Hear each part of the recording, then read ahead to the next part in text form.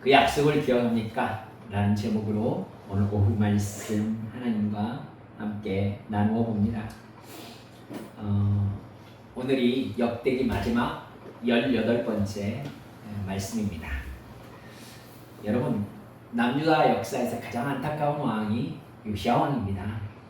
요시야 왕은 하나님께서 분명히 남유다를 멸망시키겠다고 확언을 하시는 것을 들었음에도 불구하고 유다 땅에서 우상을 제거하고 제사와 성전 예배를 철저하게 회복시키는 모습을 봅니다. 그리고 백성들에게 율법을 지키라고 반포하고 백성들이 하나님의 말씀에 순종하도록 이끌었습니다. 여러분, 요시야 때에 유월절을 지켰는데 그 유월절은 사무엘 시대부터 그때까지 한 번도 그렇게 지켜본 적이 없었다라고 평가를 받을 만큼 올바른 유월절을 지켰습니다. 여러분, 우리가 다시 한번 인식해야 될 부분이 이 부분입니다. 그런 요시야의 행동이요, 하나님께 뭔가를 얻어내려는 마음, 관심 받으려는 게 아니었어요. 하나님의 작정을 변경시키고자 하는 마음이 있었겠지만 실제로 그 목적을 위해서 한 것도 아니었습니다. 여러분, 그런 목적이었더라면 하나님이 확실하게 유다의 멸망 계획을 말씀하셨을 때 자기 노력을 포기했을 거예요. 소망이 없으니까요. 요시야가 그럼 무슨 생각을 하고 있는 것일까요? 하나님의 말씀을 들을 때나 듣지 못했을 때나 하나님을 향한 태도에 변함이 없었던 겁니다. 여러분, 율법책을 발견하고 나서 요시야가 이 율법책에 관해서 물을 때에 하나님께서 이스라엘 남유다를 멸망시키겠다고 말씀을 하신 거거든요. 그 전에 이미 종교개혁은 시작되어 있었습니다. 여러분, 요시야가 유다가 완전히 멸망당할 것을 통보받고도 그의 방향, 그가 하고 있는 행동이 전혀 바뀌지 않은 까닭이 무엇일까요? 여러분, 틀림없이 그렇게 하나님을 섬기는 거 아니면 뭘 해야 되느냐, 이런 생각인 것 같아요. 하나님을 섬기는 나라의 왕이 그렇게 하지 않으면 그럼 어떻게 해야 되는데, 이렇게 묻고 있는 것 같습니다. 지금 자신이 하고 있는 행동은요, 새삼스럽게 칭찬이나 보답을 받아야 할 행동이 아니라는 것이죠. 하나님의 백성과 하나님의 백성을 다스리도록 세움받은 왕이라면 그저 마땅히 해야 될 일인 거예요. 그냥 요시야 왕은요, 비정상을 정상으로 돌이킨 왕입니다. 이스라엘에서 실종된 하나님의 백성이라는 자기 정체성을 제자리로 돌려놓기 위해서 요시야 왕은 정말로 애를 썼습니다. 그 정체성 속에서 당연히 해야 할 일을 한 거예요. 이것이 정말 제대로 올바른 하나님과의 관계가 아닐까 생각하게 됩니다. 여러분, 우리도 그렇습니다. 기도를 열심히, 여러분 예배를 열정적으로 하나님 앞에 감사하고 말씀에 순종하는 삶, 여러분 그렇기 때문에 하나님께서 나에게 복을 주셔야 합니까? 보답을 해주셔야 되나요? 여러분, 깨달읍시다. 그게 아니죠. 그 행동이 하나님의 자녀가, 하나님의 백성이 살아가는 방법이고 목적입니다. 우리 역시 교회에서 기도 열심히 하면 새삼스럽게 칭찬받고 특별한 존재처럼 여겨지는 것이 비정상이라는 걸 인식해야 할 필요가 있습니다. 원래 하나님의 자녀는 그렇게 살아야 되는 사람들이에요. 요시야 왕이 대단한 왕이었지만 사실 이스라엘 민족의 왕으로 세움받았으면 요시야 왕처럼 하는 게 정상인 겁니다.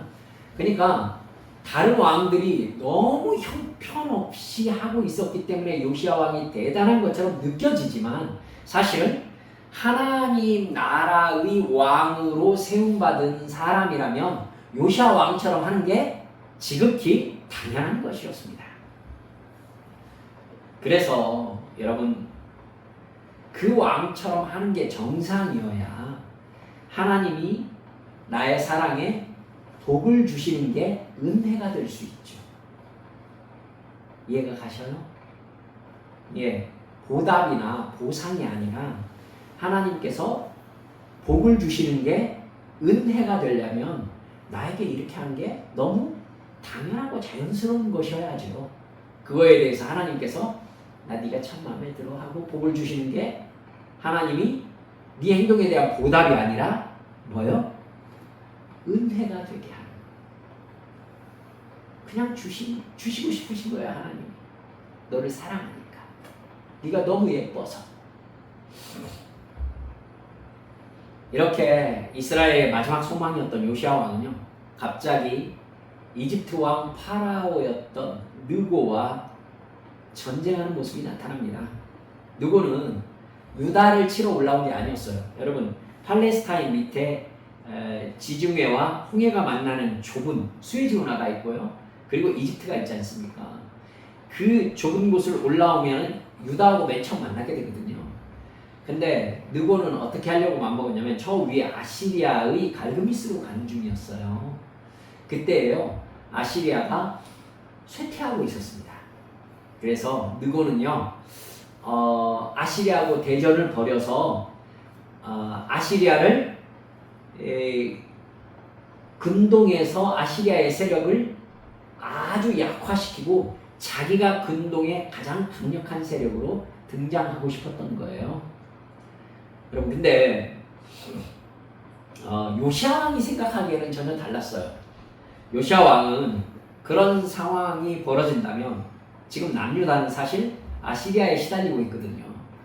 근데 만약에 고대 근동의 세력을 이집트가 잡으면은 이제 누구에게 시달리는 거예요? 이집트에 시달리는 거예요. 그러니까 요시야 왕은요, 차라리 쇠퇴하는 아시리아가 낫다라고 생각을 한 것 같아요. 그래서 느고가 갈그미스로 올라간 길을 막아섭니다. 막아서요. 그러니까 쇠퇴하는 아시리아를 이집트가 제압하고 남유다가 이집트의 세력 밑에 놓이게 되는 것을 더 좋지 않은 상황이라고 생각한 거죠. 그래서 군대를 동원해서 느고를 막았는데 느고가 그렇게 얘기합니다. 요시아여, 난 당신과 싸우고 싶은 생각이 없습니다. 우리를 막지 마십시오. 하나님께서 나에게 아시리아와 싸우라고 하셨습니다. 난 너와 싸우기 위해서 지금 여기 온 것이 아닙니다. 이렇게 얘기를 한 겁니다. 그러면서 느고가 하나님의 뜻을 거스르지 마시오 라고까지 얘기를 해요. 아마 제가 짐작하기에, 이건 제 개인적인 생각입니다, 여호와 하나님의 선지자에게서 하나님의 말씀을 전달받지 않았을까, 느고가.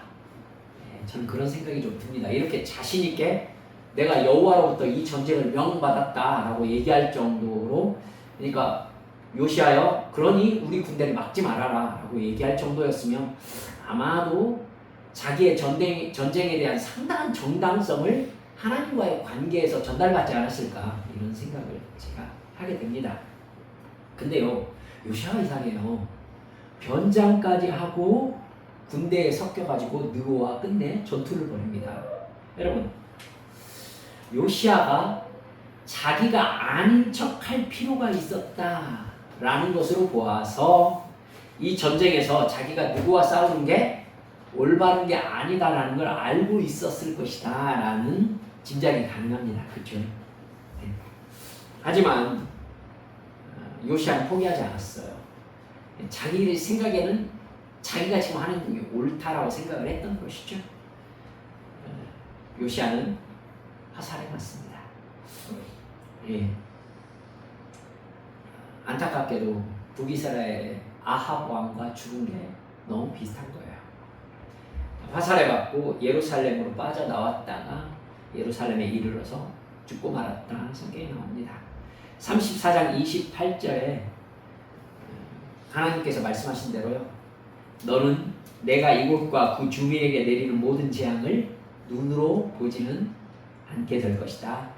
내가 그렇게 너에게 배려를 해주겠다. 참 안타깝죠. 그게 되게 안타까워요.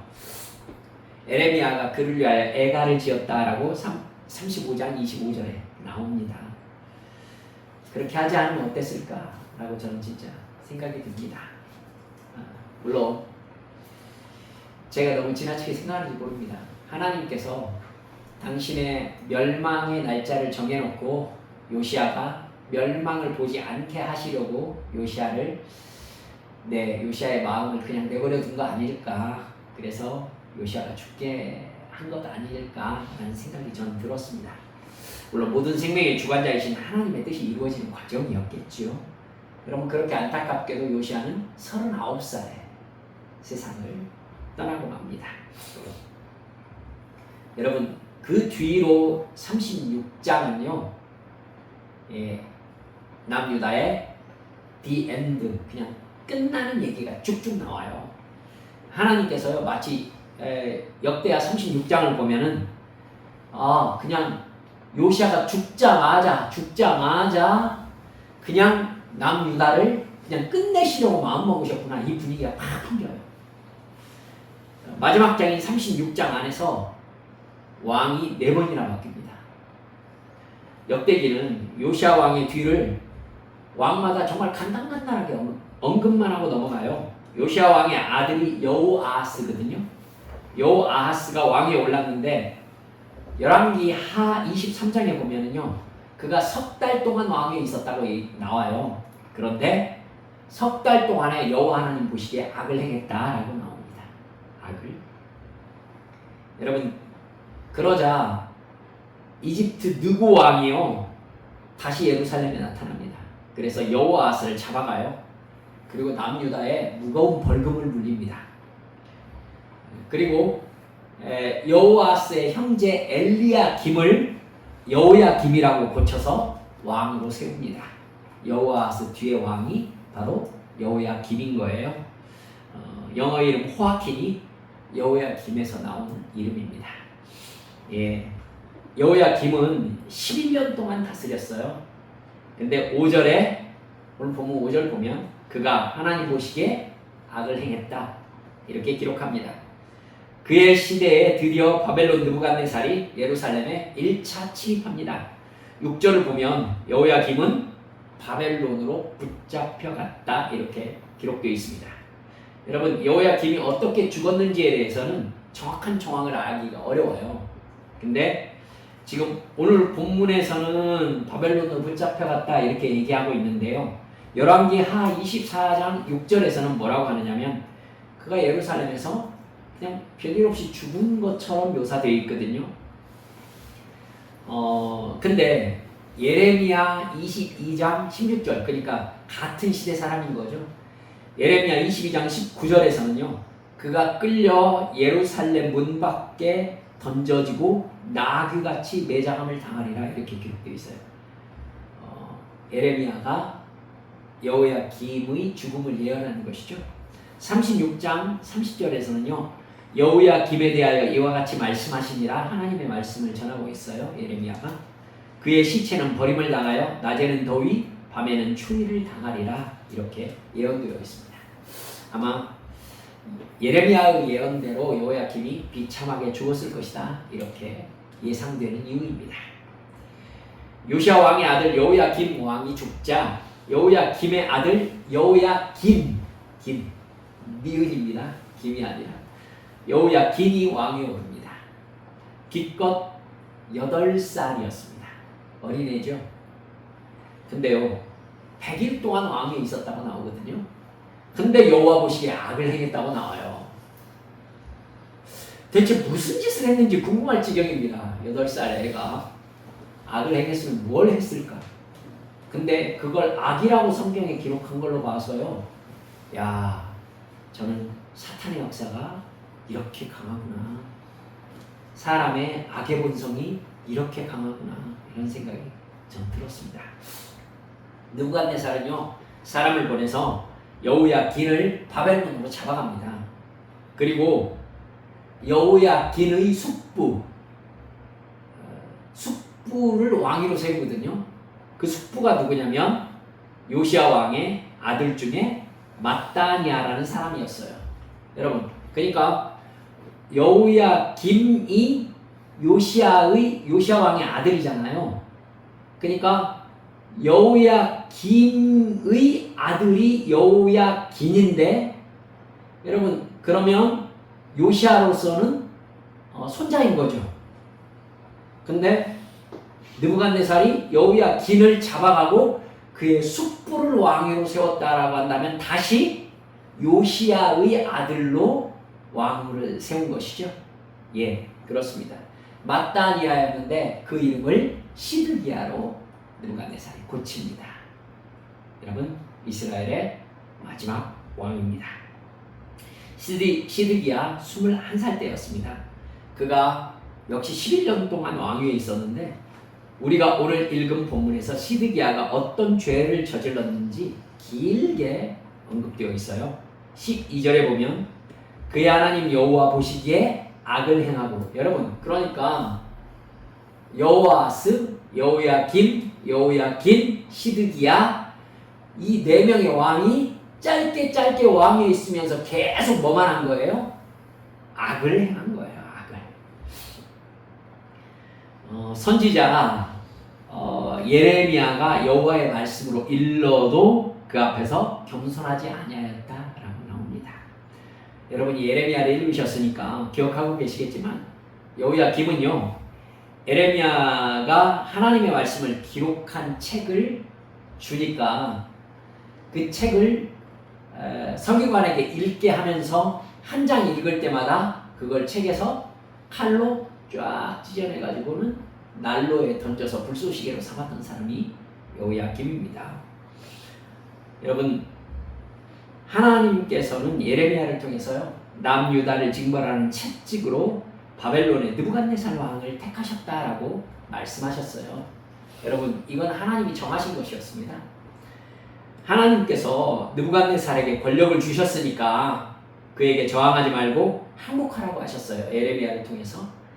징벌의 기간은 70년이 될 것이다 라고 말씀하셨습니다. 그 기간 동안 남유다는 회개하면서 징계의 때를 겸손하게 지내야 된다 라고 말씀하셨습니다.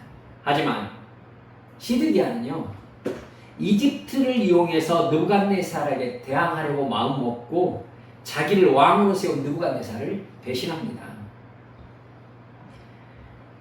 그러자 느부갓네살이 마지막 3차 예루살렘 침입을 감행해요. 17절에 보면 뭐라고 나옵니까? 그들의 성전에서 칼로 청년들을 죽이며 청년 남녀와 노인과 병약한 사람을 긍휼히 여기지 아니하였다. 여러분, 그렇게 해서 그 금색 찬란했던 솔로몬 성전이 불태워집니다. 예루살렘 성벽이 무너집니다.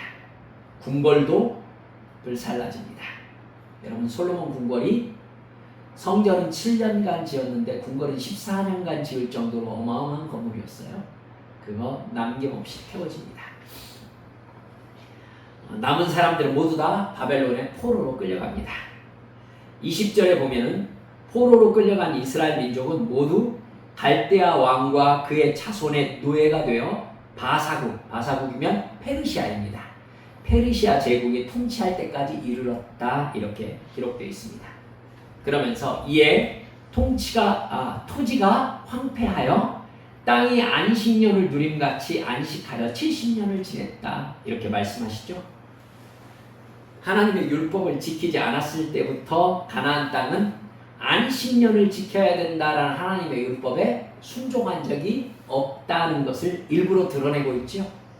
예, 하나님이 그 땅을 사람이 없는 땅으로 만들어서 70년간 안식을 누리게 하셨다, 이렇게 말씀하신 겁니다.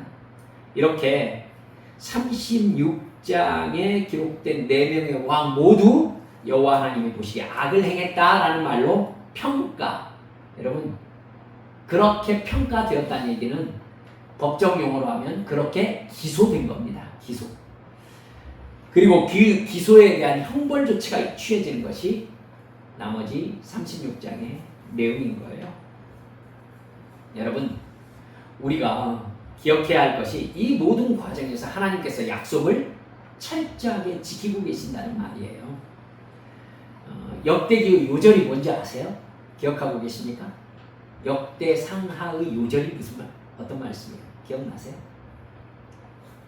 역대하 7장 14절입니다. 이게 역대기의 요절이에요.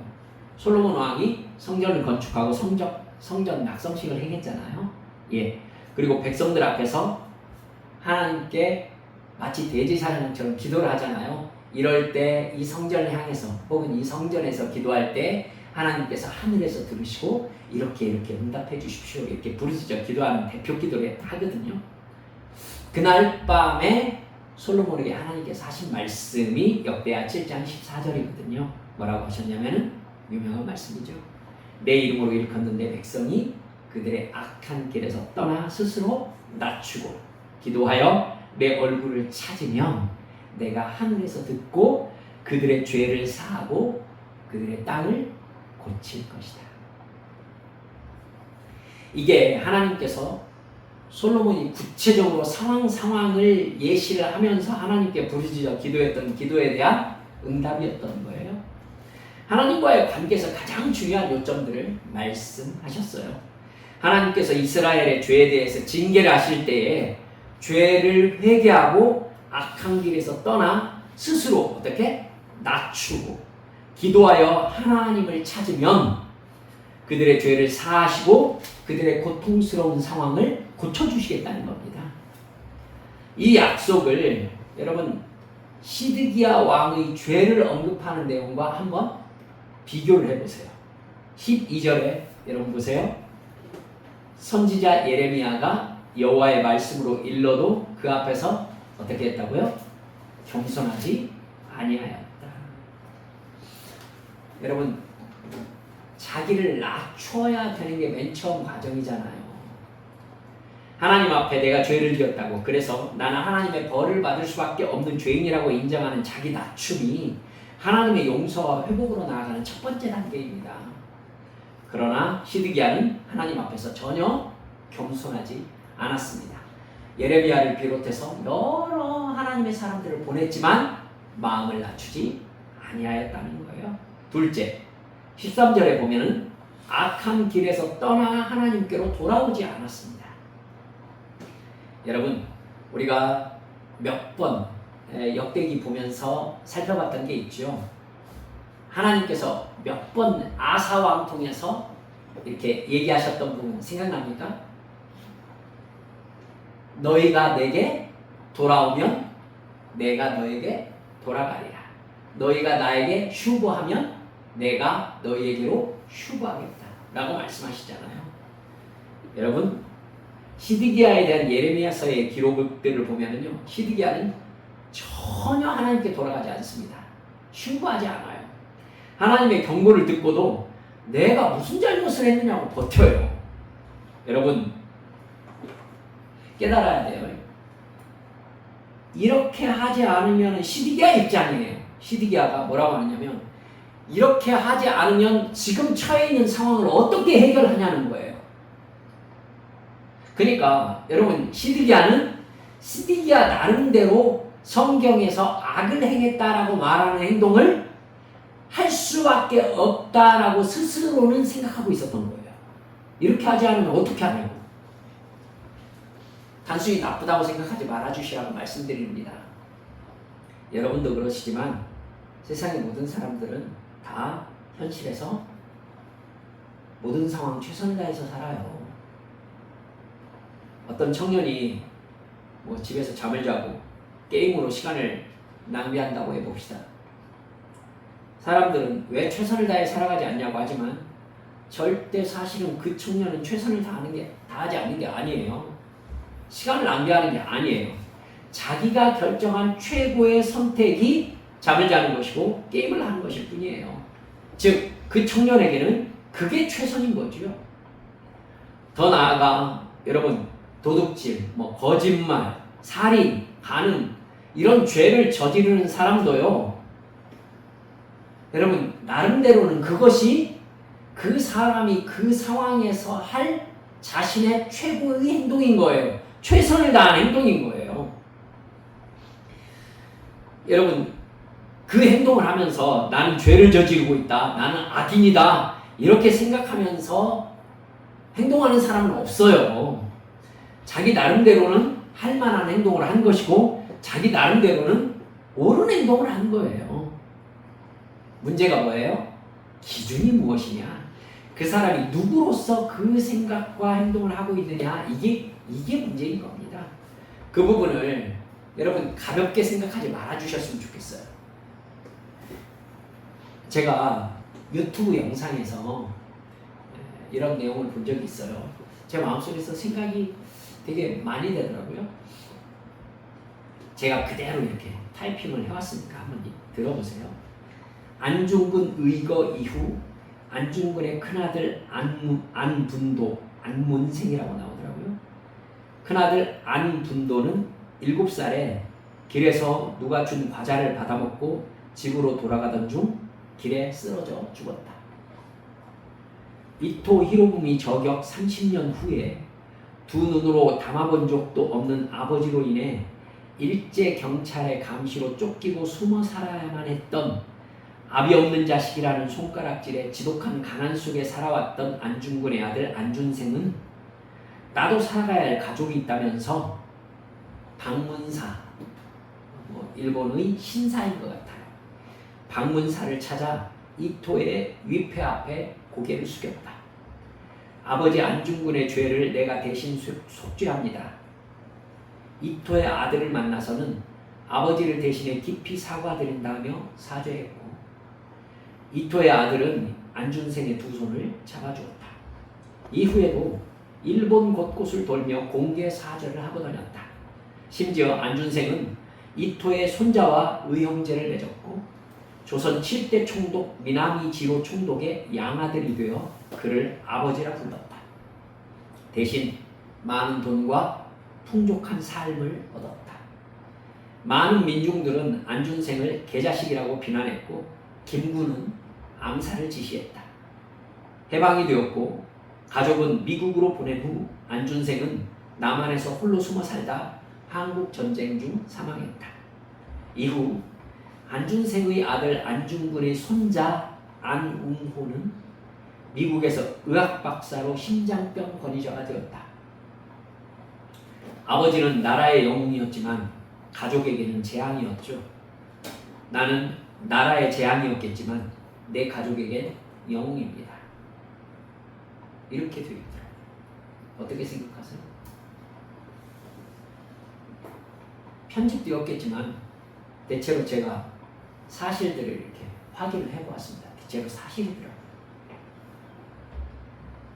호부견자, 즉 뛰어난 부모 밑에서 못난 자식이 나온 경우의 대표로 언급된다고 하더라고요.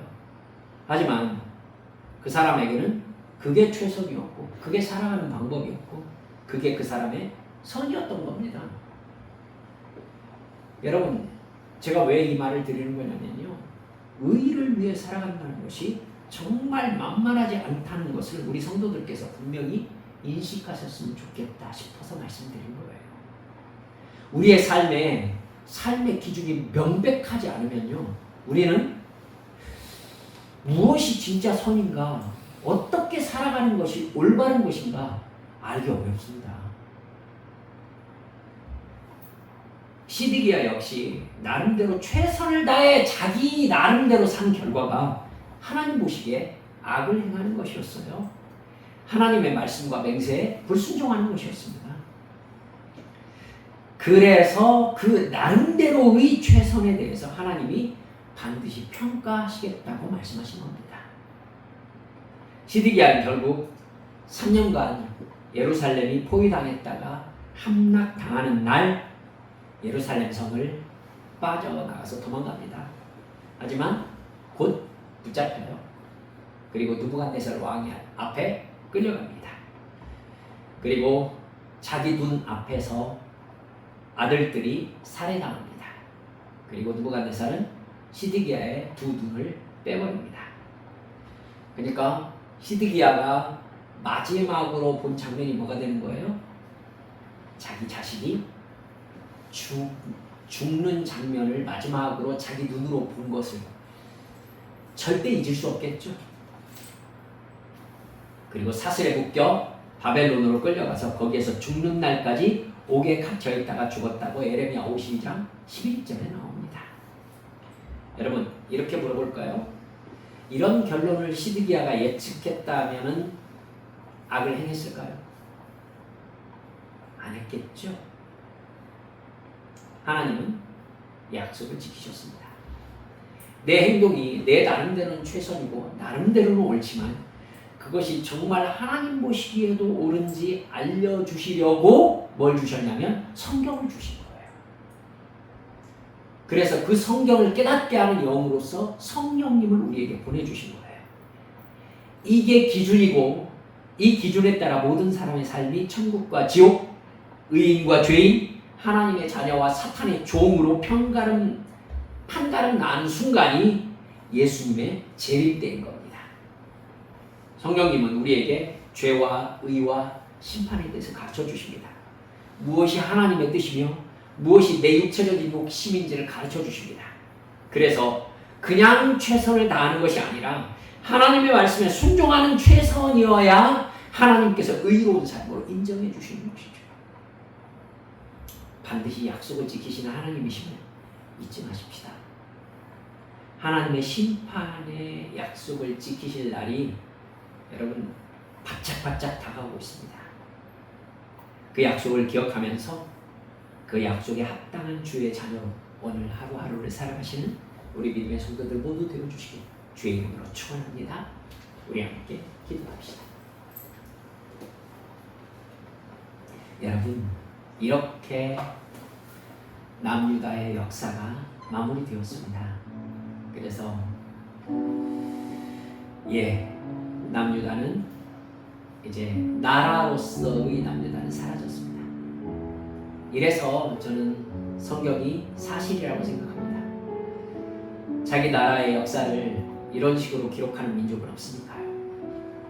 여러분 우리 하나님 앞에 기도하면서 주여 저의 최선은 무엇을 위해서입니까? 하나님의 말씀에 최선을 다해 순종하는 그러한 삶을 제가 살아야 되는데 주여 깨닫게 해주시고 감동시켜 주셔서 하나님께서 보시기에 어떻게 보실 것인지 올바로 알고 말씀에 순종하는 삶 살아낼 수 있게 은혜 주시라고 하나님 앞에 함께 통성으로 기도하시겠습니다.